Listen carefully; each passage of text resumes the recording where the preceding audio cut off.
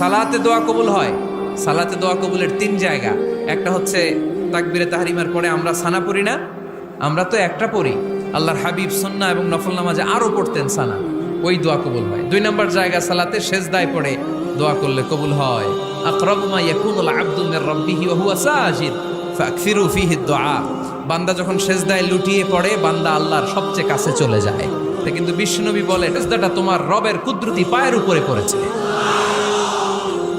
সেজদায় পড়ে দোয়া করেন। সালাম ফিরানোর আগে বিশ্বনবী দোয়া করতেন, লা ইউসাল্লিমান্না আহাদুকুম হাত্তা ইয়াতাআওয়াযা মিন আরবা'a।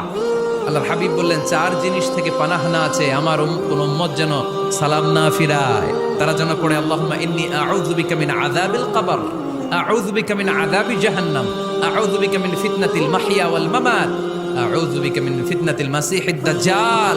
আল্লাহ কবরের আযাব থেকে বাঁচাও, আল্লাহ জাহান্নামের আগুন থেকে বাঁচাও, আল্লাহ জীবন মরণ